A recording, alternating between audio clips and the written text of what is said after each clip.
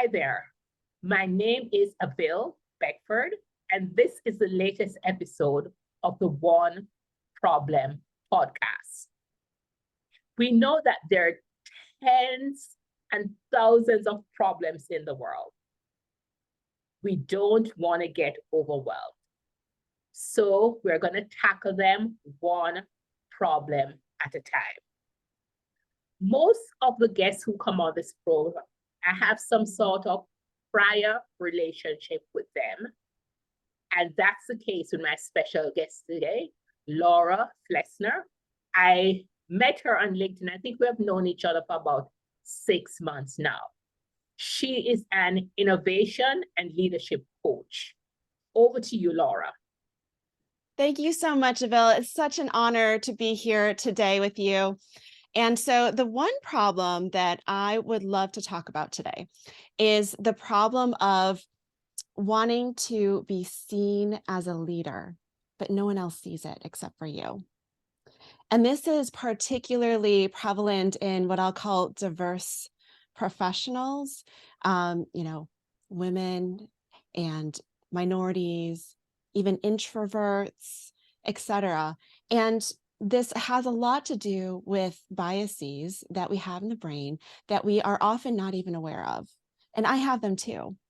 And so how do you combat this? How do you step up and be able to be seen as a leader? Well, I had the same problem when I was working at Pfizer in consumer healthcare. And I was working really hard and I wanted to have more responsibility, have more strategic projects, and even perhaps some promotion. And I even asked for it because that's what you're supposed to do for career advancement. Ask for what you want. And I had really great feedback and my managers told me so. And I said, it's really great, but not yet. And I said, okay, well, what else do I need to do? And they said, nothing, you're doing things great. Keep doing what you're doing. And I was like, well, that's not helpful.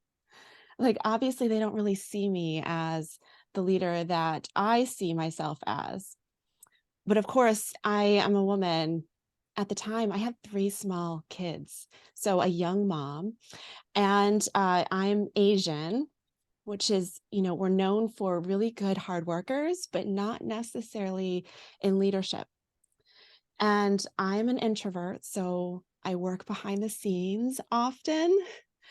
And I look really young, which is an amazing blessing, but it doesn't really help you in looking experienced in the professional world.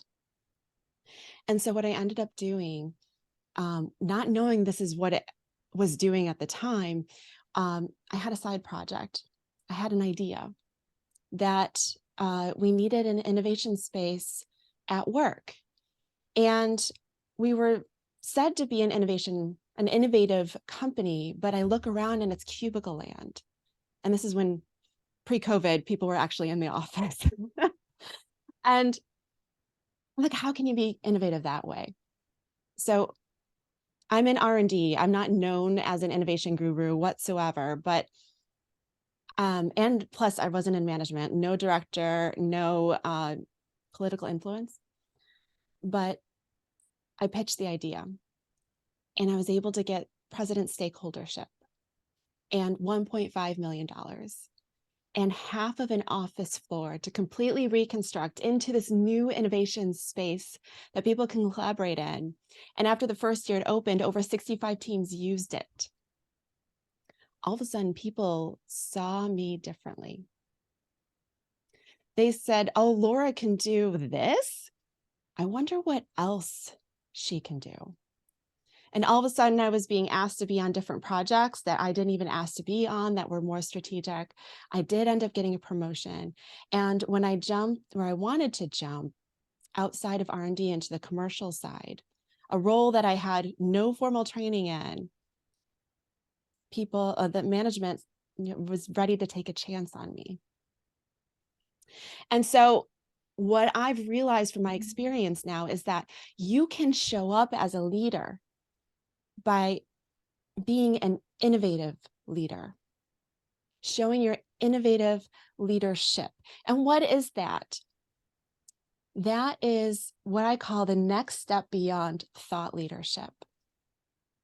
Thought leadership is pushing ideas, pushing boundaries, having really imaginative thinking that gets you beyond, right? And so innovative leadership does just that, except it takes it to the next level. You actually then go and make that idea real. You create a real impact and you go and you do it. And particularly for leaders that are diverse, that potentially have some biases working against them, it's important to do this outside of where people expect it from you. People didn't expect me to create an innovation space. And because it came from the unexpected, it invoked surprise, which is a really powerful emotion that breaks expectations.